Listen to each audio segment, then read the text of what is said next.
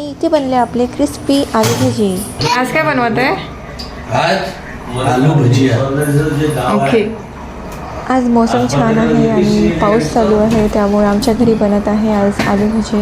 आणि हिची स्पेशालिटी आहे ही की तो नेहमी आलू भजी बनवतो आणि तो लहानपणापासून बनवत आला आहे. तर त्याने आता घेतले आहे बेसन आणि बेसनमध्ये टाकलेलं आहे मीठ चवीनुसार. त्यानंतर त्याने टाकलं आहे ओवा म्हणजे अजवाईन, आम्ही मराठीमध्ये त्याला ओवा म्हणतो.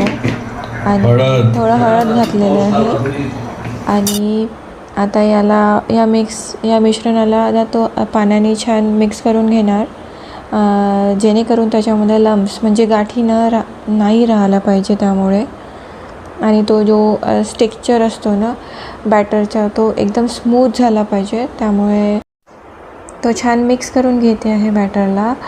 आणि पावसाळ्यात भजे आणि चहा ही एक स्पेशालिटी आहे महाराष्ट्रामध्ये.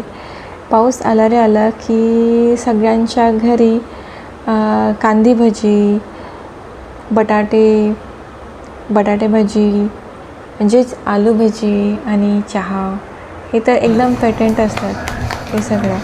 तर गाईज आता इथे आपलं जे बॅटर आहे ना ते एकदम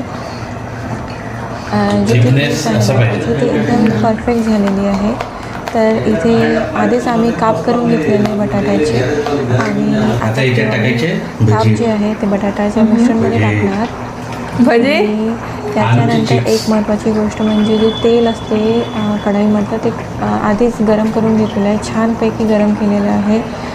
आणि हे जे आलूचे काप जे आहे त्याने मिक्स करून तेलामध्ये सोडले आहे. तुम्ही बघू शकता की तेल त्या लेवलला गरम आहे.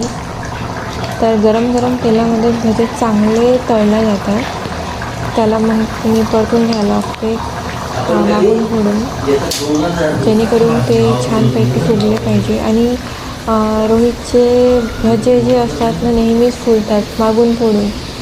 मी पहिल्यांदा म्हणजे असाला नेहमी खाल्लेले आहे, पण बाहेर जे खाल्लेले भजे आहे ना ते एकदम चेपटे असतात आणि आम्ही बनवलेले जे भजे असतात ते एकदम असे टम्म फुगलेले असतात.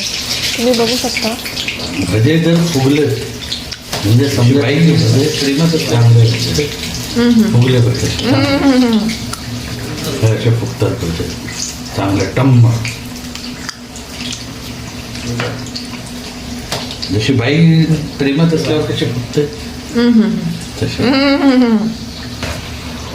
हे खरं आहे की खोटं आहे मला माहिती नाही. बाई प्रेमात फुगते की बारीक होते हे एक मिथ असेल कदाचित, पण असं काही असू नाही शकत गाईस.